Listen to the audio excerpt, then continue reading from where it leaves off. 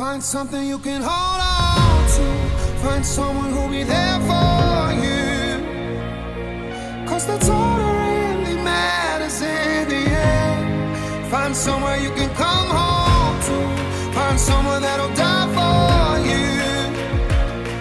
'Cause that's all that really matters in the end. It's love, love, love.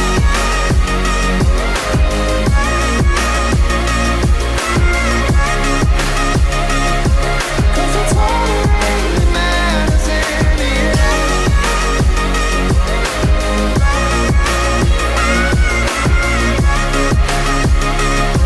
'Cause that's all that really matters in the end.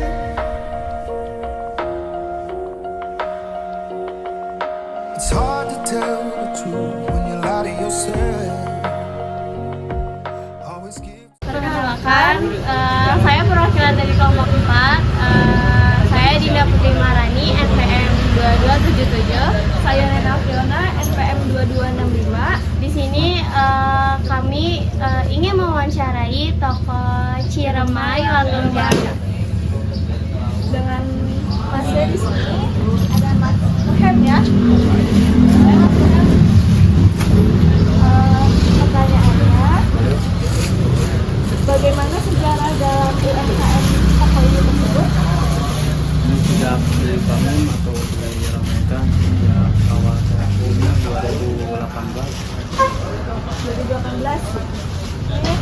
Untuk produksinya masih produksi yang ada ya di tokoh ini? Ya, banyak kemungkinan ada naga sama siswa persoalan yang kayak dulu banyak. Oh, berarti kayak frozen food lah ya? Ya, banyak dulu. Dari atas kotak, dari awal kotak sampai yang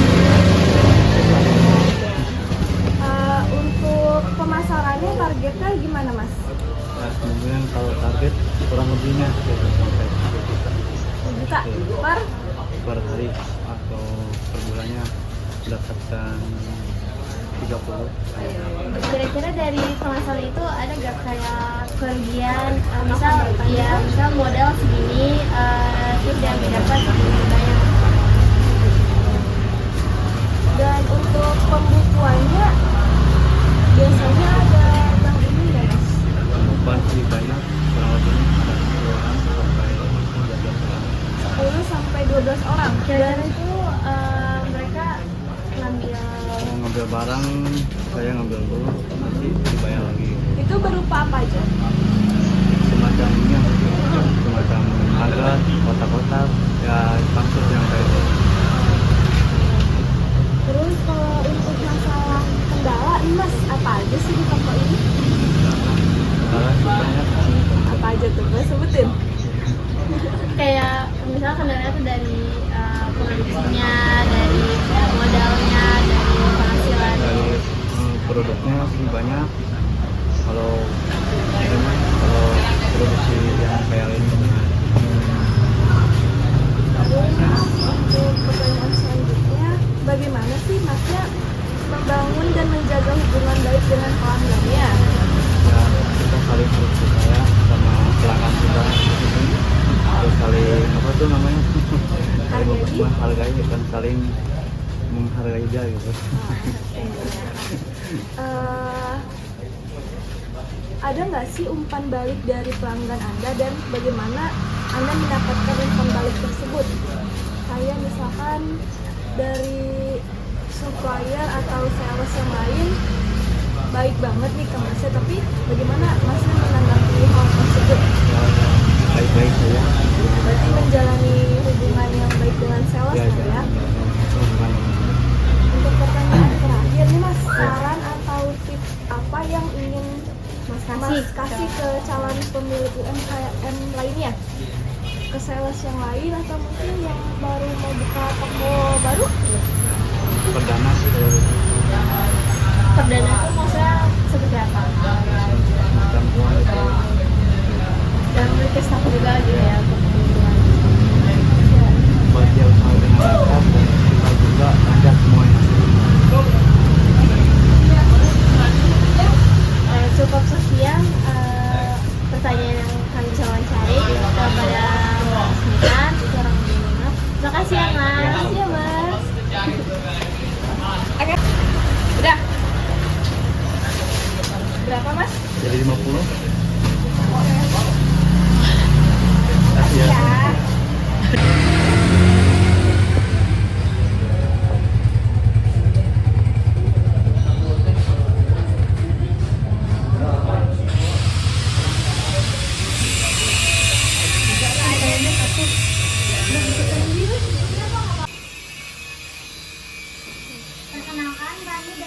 kelompok 4 untuk tugas Asna. Nama saya Cindy Kapitasari, NPM 2240. Nama saya Siti Salsila, NPM 2246. Nama saya Rian Kurniawan, NPM 244. Nama saya Rizky Mawareka dengan NPM 2261. Di sini kami akan mewawancarai Bapaknya siapa? Bapakmu. Yang pertama, saya mau nanya sejarah bengkel ini. Pada tahun berapa Pak usaha bengkel ini dibikin? Usaha bengkel ini sekitar 6 tahun yang lalu. 6 tahun yang lalu berarti 2017. Alasannya apa sih Pak mau dibikin bengkel ini? Alasannya pertama karena salah satu adik saya ini senang otomotif. Basic otomotif. Basicnya otomotif, mekanik, dan saya juga dulu basicnya ada juga otomotif gitu. Senang lah dengan otomotif gitu. Apa saja langkah awal Bapak buat buka usaha bengkel ini Pak? Langkah awalnya itu karena udah kesenangan, intinya sih melakukan sesuatu udah kesenangan dulu nih. Hobi berarti ya? Hobi ya. Awalnya dulu bangunannya belum seperti ini ya. Belum ya? Jadi bisa lihat di Google Map. Awalnya saya satu ini aja. Tapi belum ruko. Masih petak, masih bahannya dari ada yang dari kayu. Oh, ya. iya. Cuman intinya masih kosong sih, masih kebon. Di situ setelah berjalan sekitar 4 tahunan kita mulai inisiatif buat membuka, memperluas lah gitu. Merenov dengan ada bantuan dana atau nyari dana lagi gitu buat tambahan modal. Nah akhirnya jadilah begini. Bisa dibilang kayak jadi dari nol banget Dari ya. nol banget. Dari Jarang. belum ada kompresor juga maksain minjam-minjam. Iya.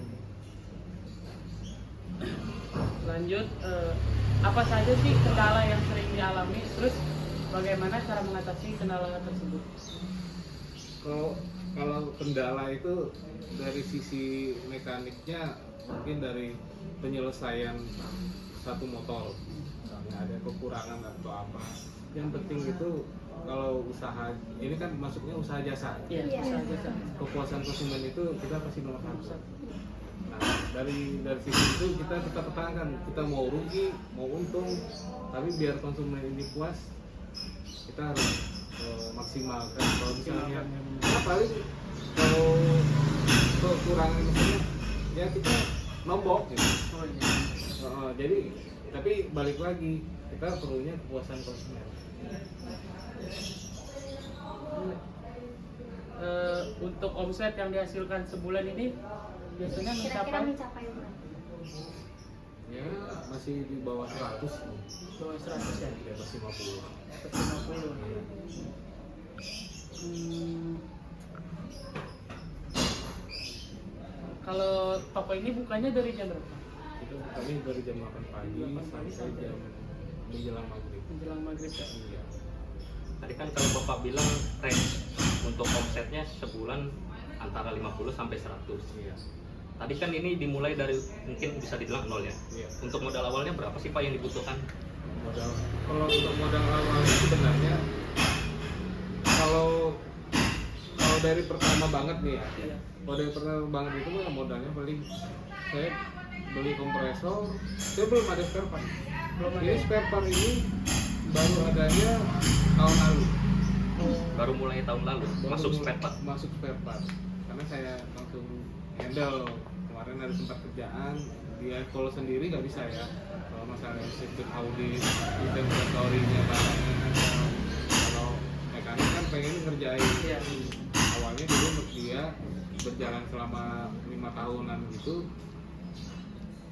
dia lebih nyari barang dulu kalau misalnya ada ini. Sekarang ya selagi ada di sini kita ada yang aja spare part. Berarti ngetok spare part ya? Itu spare part. Kalau untuk pembukuannya gimana tuh Pak sistemnya? Kalau pembukuan itu kita ada pembukuan harian, Pembukuan harian. pembukuan bulanan. Oh, ada dua. Ada dua, pembukuan harian sama bulanan. Nah, stok opnamnya ada, saya udah nerapin stok opnam. Kemarin ini saya sempat pengen lebih digital, buat stok opnamnya pakai aplikasi, tapi berhubung belum memadai, saya masih manual. Tadi kan kalau untuk pembukuan Bapak bilang ada 2 ya, harian dengan bulanan. Mungkin bisa dijelaskan lebih rincinya lagi Pak dari 2 itu. Kalau misalnya buat harian ini, sebenarnya kita sih formatnya lebih manual dan sederhana aja. Nggak menerapkan sistem cash flow atau apa.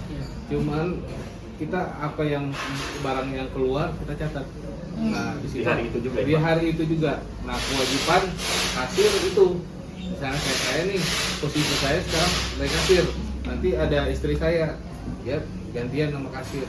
Apa yang keluar, apa yang barang masuk, misalnya tambal ban misalnya. Tambal ban 15.000. Kita masukin ke debit. Saya ada sistemnya ada 2. Ada keterangannya itu ada debit sama kredit. Kalau kredit itu pengeluarannya. Nah, apa kebutuhan di bengkel hari itu kita catat hari ini. Nah, kita totalin berapa semuanya. Ada lagi satu lagi pencatatan belanja saya. Saya kan harus beli barang dong, belanja barang kalau habis stok barang. Nah, di setiap saya punya 2 buku. Nah, misalnya bulan ini per bulannya ya. Per bulannya bulan sekarang bulan Mei ya. Bulan Mei. Saya catat dari tanggal 1 sampai 30 yang saya belanjain itu apa aja. Itu buat modal. Biar modal saya tetap berjalan, terus untungnya kelihatan. Ya. Nah, dari setiap pembelanjaan saya catat tuh pengeluarannya apa aja, dibeli barangnya apa aja. Misalnya hari ini saya keluar uang 1.200.000 buat beli barang-barang. Besok saya beli lagi oli. Saya beli 250.000. Saya catat tuh tiap hari. Itu modalnya. Jadi nanti perbandingannya untuk harian bulan ini saya bikin lagi keterangannya. Kalau uang masuk berapa, itu pengeluarannya berapa. Disitulah hasil total keuntungan. Jadi sebenarnya ada 3. Pertama yang harian yang pemasukan pengeluarannya apa aja, terus pembelanjaan barang apa, nanti itu saya totalin. Dari satu hari itu saya dapat uang berapa, keluar uang berapa. Dan itu hasil secara fisiknya uang itu nggak pernah miss. Sistem manual ya. Makanya saya belum bisa, kalau inventory barang saya belum bisa menerapkan karena masih lingkungan keluarga. Kalau misalnya saya buka cabang mungkin inventory barang wajib ya. Jadi saya masih sederhana. Dengan usaha bengkel ini modalnya itu dari mana Pak? Dan cara pengembangannya itu bagaimana? Kalau modal awal dari bengkel itu sebenarnya kalau nama usaha itu kan butuh pengembangan. Ya.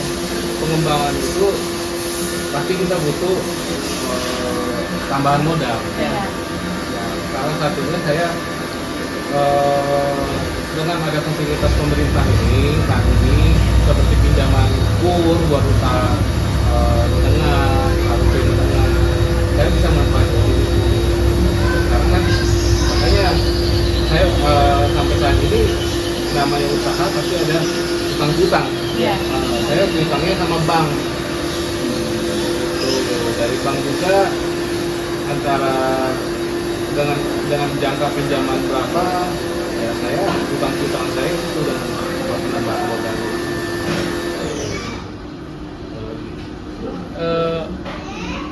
Saran buat orang lain nih Pak yang mau buka usaha bengkel ini, saran dari Bapak gimana? Yang mau mulai bengkel? Sarannya satu sih, keseriusan sama ketekunan kita buat menjalankan suatu usaha. Nggak mungkin kan kalau kita setengah-setengah menjalankan usaha itu usaha nggak bakal jalan. Harus konsisten. Harus konsisten dan dari hati juga pengennya senang dulu kita harus senang dulu apa yang kita lakukan. Kalau kita maksain buat mencari uang di suatu usaha itu pasti nggak bisa bertahan lama.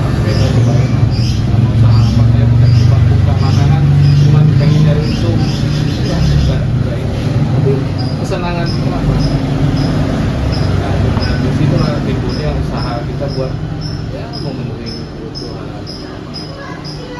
Kalau untuk cara promosinya Pak, promosi bisa kayak ada promo, ada diskon untuk jasa servis atau mungkin Kalau misalnya tentang masalah promosi, saya lebih kalau untuk promo dan diskon mungkin skala bengkelnya belum besar lah Mas. Promosi belum ada. Kalau untuk skala promosinya saya udah zaman sekarang kan udah zaman digital. Nah, saya udah ngerasakan juga hasil promosi. Misalnya saya bikin di titik lokasi Google Map sama bengkelnya apa. Nah, itu saya udah merasain juga gitu efeknya. Orang yang motornya rusak kita bisa jemput gitu. Mereka jadi udah ya adalah 10 kali lah yang nelfon dapat informasi dari Google Map. Misalnya mereka ke puncak atau jalan kemana, kita jemput karena motornya mogok. Nah, disitulah salah satunya servis untuk puasan pelanggan kan? Iya. Termasuk juga gitu. Nah, salah satunya promosinya itu aja yang sementara. mungkin itu aja ya.